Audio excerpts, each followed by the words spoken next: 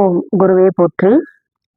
MGS astro TV பார்த்து கொண்டிருக்கும் ஜோதிட நண்பர்களுக்கும், ஜோதிட ஆய்வாளர்களுக்கும், ஜோதிட சொந்தங்களுக்கும், எங்கள் ஆசிரியர் உயர் திரு விஜயன் ஐயா அவர்களுக்கும் முதல்கண் வணக்கம். நம்ம சுகநாடி விதிமுறையில பார்த்தீங்களா, ஜாதகம் நம்ம தினசரி பார்க்குற ஜாதகத்துல சிறப்பான விதிமுறைகள், ஐயா சொல்லி கொடுத்த பிரகாரம் சிறப்பான விதிமுறைகள் நம்ம ஜோதிடத்துல எடுத்து பொருத்தும் பொழுது அந்த ஜோதிட விதிமுறைகள், சுகர்நாடியுடைய விதிமுறைகள் மிக மிக நுட்பமா அச்சடிச்சது போல அப்படியே பொருந்தி வரும். சுகர்நாடியுடைய விதிமுறைகள் பாத்தீங்களா, எந்த ஜாதகத்துக்குமே அந்த அச்சடிச்சது போல அந்த விதிமுறை அழகா உட்காரும். அப்படி நம்ம கம்பேர் பண்ணி ஒப்பிட்ட சொன்ன பலனை பாத்தீங்களா, இந்த வீடியோல உங்களுக்கு நான் பதிவு செய்யறேன். ஜோதிட நண்பர்களுக்கு இந்த ஜாதகத்தை நான் போர்டில் போட்டிருக்கேன். நான் ஒரு முறை வாசிச்சு காமிக்கிறேன். இந்த ஜாதகம் பாத்தீங்களா, பெண் ஜாதகம். இந்த குழந்தையோடைய அம்மாவும் பாட்டியும் நம்ம கிட்ட ஜாதகம் பக்கம் வந்திருந்தாங்க. இந்த குழந்தை பாத்தீங்களா 21/8/2012 12:40 PM இந்த குழந்தை பிறந்திருக்குது. ஜனன காலத்துல சந்திரன் திசை 1 வருஷம் 5 மாசம் 10 நாள் நடப்பு திசை. இது லக்னம் விருச்சிக லக்னம். லக்னத்துல ராகு மாந்தி இருக்காங்க. லக்னத்துக்கு 7ல பாத்தீங்களா கேது சுக்கிரன். லக்னத்துக்கு 7ல கேதுவும் சுக்கிரனும். லக்னத்துக்கு 8ல பாத்தீங்கன்னா கேதுவும் குரு பகவானும். 8ல சுக்கிரன், 9ல புதன், 10ல சூரியன், 11ல சந்திரன், 12ல செவ்வாய், ராகு. ராசியில் உள்ள கிரகம் செவ்வாயும் சனி பகவானும் 12ல இருக்காங்க. ராசியில் உள்ள கிரகம் நவம்சத்துல கிரகம் சொல்றேன் பாருங்க. கன்னி லக்னம். துலாம்ல சனி பகவான், விருச்சிகத்துல செவ்வாய், தனுசுல புதன், மகரத்துல மாந்தி, கும்பத்துல கேது, மீனத்துல சுக்கிரன், ரிஷபத்துல சூரியன், மிதுனத்துல குரு, கடகத்துல சந்திரன், சிம்மத்துல ராகு பகவான். நவாம்சத்துல உள்ள கிரகம் போட்டுக்கிட்டோமா, கிரகம் என்ன பலம் வாங்கியிருக்கு அப்படிங்கிறத நம்ம அழகா சொல்லலாம். இந்த குழந்தைக்கு பாத்தீங்கன்னா 14 வயசு நடக்குது. ஜாதகத்தை கொடுத்து நம்ம திசா புத்திய வயது எல்லாமே கணிதம் பண்ணி எங்களுக்கு நம்ம அழகா பலன் சொல்லலாம். என்ன சொன்னோம் அப்படிங்கிறத நம்ம சொல்றோம் பாருங்க. ஆய்வுக்காக ராகு திசையில குரு புத்தி இந்த குழந்தைக்கு நடக்குது. குழந்தை என்ன படிப்பெல்லாம் நிலவரம் எப்படி இருக்கிறது, குழந்தை நல்லா படிக்குமாங்க அப்படிங்கறது எல்லாமே கேட்டாங்க. 2ஆம் அதிபதி நல்லா இருக்குமா, 2ஆம் அதிபதி 7ஆம் பாவத்தில் தான் இருக்கு. குழந்தை நல்லா படிக்கும், பேசும், நல்லா அறிவு புத்தி ஞானம் உள்ள குழந்தையா இருக்கும் அப்படிங்கறத எல்லாமே ஜாதகத்தை பத்தி கேட்டாங்க. நல்லா இருக்குன்னு நம்ம சொன்னோம். அடுத்தது இங்க கேட்ட கேள்வி, அப்பாவுக்கு எப்படி இருக்கும், அம்மாவுக்கு எப்படி இருக்கும், இந்த குழந்தையோட தாய் மாமனுக்கு எப்படி இருக்கும், தாத்தா பாட்டனுக்கெல்லாம் எப்படி இருக்கும் அப்படின்னு ஒவ்வொருத்தரா நம்ம கிட்ட கேட்பாங்க. குழந்தை ஜாதகர் ஆனா இருந்தாலும் பெண்ணா இருந்தாலும் ஜாதகருடைய நிலையை கேட்டுப்பாங்க. அதுக்கு அடுத்து தாய் தந்தையர் நிலையை கேட்பாங்க. இந்த ஜாதகருக்கு பாத்தீங்களா அப்பா எப்படி இருப்பாங்கம்மா அப்படின்னு சொல்லிட்டு கேட்டாங்க. அப்பாவுக்கு நல்லா இருக்குதான்னு அவங்க கேட்டாங்க. அப்பாவுக்கு நல்லா இருக்கா அப்படின்னு தான் கேட்டாங்க. நம்ம என்ன சொன்னோம், அப்பா அந்த ஜாதகத்துக்கு இருக்க மாட்டாங்கம்மா, இந்த குழந்தை பிறந்து 1 வருஷத்துலயே அவங்க தந்தை தவறி இருப்பாங்க அப்படின்னு சொல்லி நம்ம சொன்னோம். ஆமாம்மா தவறிட்டாங்க. எப்படி தவறினாங்கன்னு சொல்லி கேட்டாங்க. தூக்கு மாட்டி தவறி இருப்பாங்கம்மா, தற்கொலை செஞ்சிருப்பாங்க அப்படின்னு சொல்லிட்டு நம்ம சொன்னோம். சரி, அவங்களுக்கு சொல்லியாச்சு. அப்பா அம்மா நிலவரத்தெல்லாம் கேட்டுக்கிட்டாங்க. எப்படி குழந்தை படிக்குங்கிறது எல்லாமே கேட்டுக்கிட்டு அவங்க கிளம்பிட்டாங்க. சரி, இப்ப ஒரு ஜாதகம் நம்ம கிட்ட வந்த உடனே அந்த குழந்தை பிறந்து 1 வருஷத்துலயோ 3 மாசத்துலயோ அப்பா இறந்துட்டாங்க, இப்படிதான் இறந்தாங்க, அம்மா இறந்துட்டாங்க, இந்த சம்பவத்தினாலதான் இறந்தாங்க அப்படின்ட்டு நம்ம எப்படி சொல்லலாம்? சுகர்நாடியில ரொம்ப அழகா சொல்லலாம்.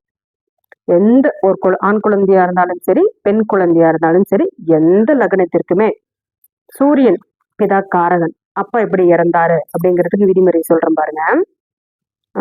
லக்னம் என்ன லக்னம்னு பாருங்க.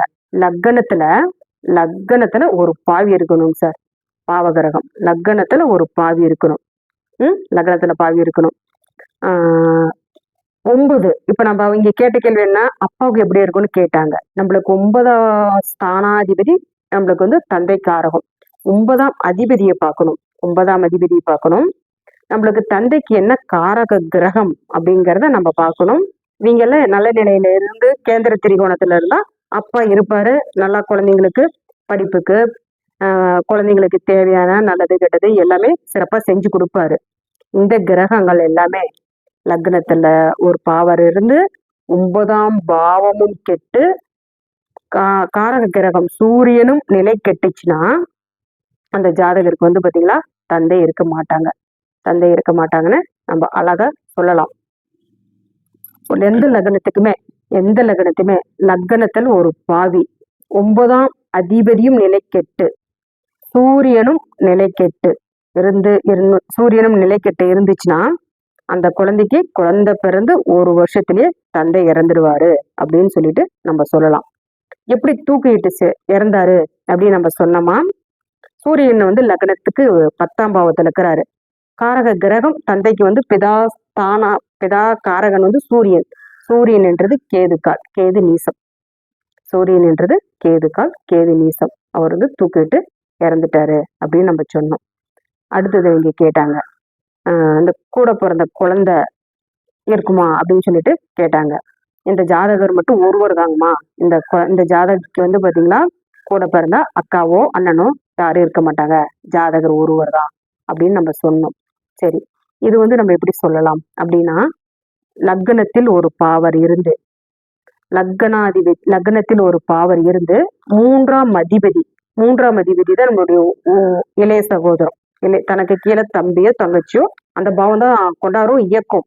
அப்ப அந்த 3ஆம் அதிபதியும் நிலை கெட்டு அதுக்கு காரக கிரகம் செவ்வாயும் பலன் குறைஞ்சிச்சுன்னா அந்த ஜாதகருக்கு வந்து பாத்தீங்கன்னா இவருக்கு அடுத்து தம்பியோ தங்கச்சியோ இளைய சகோதரம் இருக்காது அப்படின்னு நம்ம சொல்லலாம். ஆமாம்மா, இந்த குழந்தை ஒண்ணுதான், இந்த குழந்தைக்கு அப்புறம் குழந்தை இல்லை அப்படின்னு சொல்லிட்டு சொன்னாங்க. சரி, இதே மாதிரியே நம்ம தாய்க்கும் பார்த்துக்கணும். தாய்க்கு எப்படி இருக்குது அப்படின்னு சொல்லிட்டு கேட்டாங்க. சந்திரன் வந்து லக்னத்துக்கு 11ஆம் பாவத்துல சந்திரன் இருக்குது. சந்திரன் சுயச்சாரத்துல இருக்கு. தாய்க்கு நல்லா இருக்குதுமா? தாய்க்கு நல்லா இருக்கு. தாயோட குடும்ப வாழ்க்கை எல்லாமே சிறப்பா இருக்கு. குரு பார்க்கறதுனால தாய் வந்து பாத்தீங்களா மறுதிருமணம் கூட செஞ்சுக்கலாம். அவங்க குடும்ப வாழ்க்கையை தொடரலாம் அப்படின்னு சொல்லிட்டு நம்ம சொன்னோம். அதுக்கப்புறம் அந்த குழந்தையுடைய பாட்டியே வந்து பாத்தீங்கன்னா அந்த பொண்ணுக்கு மறு திருமணம் செஞ்சு வச்சு அதுக்கு குடும்ப வாழ்க்கை சிறப்பா இருக்கு, குழந்தைய நாதமா வளர்த்திக்கிட்டு வரேன் அப்படிங்கிற மாதிரி சொன்னாங்க. இதே மாதிரி ஜாதகர் நம்ம கிட்ட பார்க்க வரவங்க ஒவ்வொரு உறவுக்காருக்குமே கேட்பாங்க, அப்பாவுக்கு எப்படி இருக்குது, அம்மாவுக்கு எப்படி இருக்குது, சகோதரத்திற்கு எப்படி இருக்கு அப்படின்னு கேட்பாங்க. அடுத்தது தாய் மாமன் சொல்லி கேட்டாங்க, தாய் மாமனுக்கு எப்படி இருக்குமா அப்படின்னு சொல்லிட்டு கேட்பாங்க. லக்னத்தில் ஒரு பாவி 5ஆம் அதிபதி தான் தாய் மாமனுக்கு உண்டான ஸ்தானம். 5ஆம் அதிபதியும் நிலை கெட்டு காரக கிரகம் புதன். தாய் மாமனுக்கு காரக கிரகம் புதனும் நிலை கெட்டு போனுச்சுன்னா தாய் மாமன் அந்த குடும்பத்துல வந்து பாத்தீங்களா இருக்க மாட்டாங்க. அப்படி இருந்தாலுமே அந்த புதன் என்ற நட்சத்திரம் எல்லாமே 3, 6, 8, 12 பகை நீசம் அஸ்தங்கள்லாம் அடைஞ்சிச்சுன்னா அந்த புதன் உறவு இருந்தாலுமே அது நல்லபடியான இணக்கமான உறவு முறை இருக்காது. தாய் மாமனால ஒரு அனுகூலம் இருக்காதுன்னு நம்ம சொல்லலாம். இதே மாதிரி நம்ம வந்து பாத்தீங்களா சகோதரனுக்கு சொல்லலாம், தந்தைக்கு, தாய் தந்தை எல்லாருக்குமே சொல்லலாம். பெரும்பாலும் வந்து பாத்தீங்களா ஜாதகரை வர்றப்பே கேட்பாங்க, தம்பிக்கு நல்லா இருக்குமா, தந்தைக்கு நல்லா இருக்குமான்னு தான் கேட்பாங்க. நம்ம வந்து லக்னத்தை தான் நம்ம முதல்ல எடுத்துக்கணும். லக்னத்துல கிரகமும் அந்த பாவத்துக்கு உண்டான அதிபதியுடைய நிலையும் அதுக்கு என்ன உறவு காரகமோ அந்த காரகத்தை வச்சு நம்ம சொல்லலாம். இப்ப 4ஆம் அதிபதி நம்ம தனுசு லக்னம் ஒண்ணு பார்த்தோம். தனுசு லக்னத்துக்கு 4ஆம் பாவத்துல வந்து பாத்தீங்கன்னா சனியும் கேது இருந்தாங்க. தனுசு லக்னம் 4ஆம் பாவத்துல சனியும் கேது இருந்து அந்த 4ஆம் அதிபதி நிலை கெட்டு போய் அந்த லக்னத்தை 2 பாவர்கள் பார்த்தாங்க. தனுசு லக்னம் 4ஆம் பாவத்துல சனி கேது, அந்த 4ஆம் அதிபதி நின்றது 2ஆம் பாவத்துல நீசம், பிளஸ் லக்னத்துக்கு 10ல வந்து பாத்தீங்களா ராகு செவ்வாயும் லக்னத்தை பார்த்தாங்க. நம்ம விதி என்ன, லக்னத்தில் ஒரு பாவர் இருந்து 4ஆம் அதிபதியும் நிலை கெட்டு போய் 4ஆம் பாவத்துள்ள கிரகமும் நம்மளுக்கு வந்து பாவகரக சேர்க்கையா இருந்து அவர் நின்ற நட்சத்திராதிபதியெல்லாம் 3, 6, 8, 12 பகை நீசம் அஸ்தங்கம் ஆயிடுச்சுன்னா தாய் வந்து பாத்தீங்களா அந்த குழந்தை பிறந்து 1 வருஷத்துலயே அந்த தாய் இறந்துருவாங்க. அந்த குழந்தையுடைய தாய் வந்து பாத்தீங்களா 1 வருஷத்துல இறந்துருவாங்க. ஆனா இந்த குழந்தைக்கு தாயினுடைய வாழ்க்கை சிறப்பா தான் இருக்குது. தந்தைக்கு தான் கேட்டாங்க. இதே மாதிரி வந்து பாத்தீங்களா ஒவ்வொரு காரகத்துக்கும் நம்ம எடுத்து சொல்லலாங்க சார். அதே மாதிரி பாத்தீங்களா செவ்வாய் தான் நம்மளுக்கு சகோதர காரகன். மூத்த சகோதரருக்கும் சரி இளைய சகோதரத்திற்கும் நம்மளுக்கு வந்து செவ்வாய் தான் காரக கிரகம். அந்த செவ்வாய் என்ற நட்சத்திரம் செவ்வாய் எங்க இருக்கிறாரோ அதை லக்னமா போட்டுக்கணும். அவரவர் ஜாதகத்துல செவ்வாய் நின்றத லக்னமா போட்டுக்கணும். அந்த செவ்வாய் நின்ற நட்சத்திராதிபதி 3, 6, 8, 12 பகை நீசம் அஸ்தங்கம் இருந்துச்சுன்னா இவருக்கு கீழே வந்து பாத்தீங்கன்னா சகோதரமே இருக்க மாட்டாங்க. செவ்வாய் எங்க இருக்குதோ அதை லக்னமா போட்டுக்கோங்க. அவரவர் ஜாதகத்துல அவர் நின்ற நட்சத்திராதிபதி 3, 6, 8, 12 பகை நீசம் அஸ்தங்கம் அடைஞ்சிச்சுன்னா ஒரு பொண்ணா இருந்துச்சுன்னா இவருக்கு கீழே வந்து தங்கையோ தம்பிமார்களோ இருக்க மாட்டாங்க அப்படின்னு நீங்க உறுதிட்டு சொல்லலாம். இந்த குழந்தை ஒண்ணுதாங்க இருக்கும், இதுக்கு மூத்த சகோதரன் தான் இருக்கும், இளைய சகோதரம் இருக்காது அப்படிங்கிறத நம்ம சொல்லலாம். அதே மாதிரி நீச சனிக்கு வந்து பாத்தீங்களா 6, 7, 8 செவ்வாய் இருந்தாலும் சகோதர வர்க்கம் சிறப்பில்லை அப்படின்னு நம்ம சொல்லலாம்.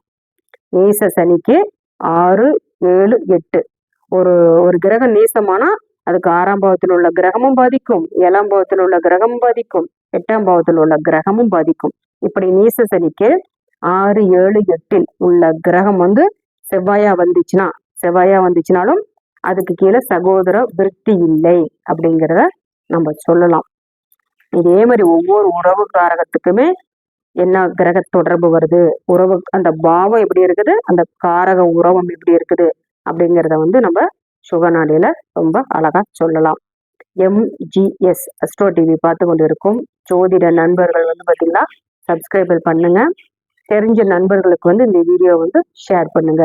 உறவுக்காரர்களுக்கு எப்படி பலன் எடுக்கலாம் அப்படிங்கறத இந்த வீடியோ வந்து ரொம்ப உதவியா இருக்கும் அப்படின்னு சொல்லி வாய்ப்பளித்ததுக்கு நன்றி.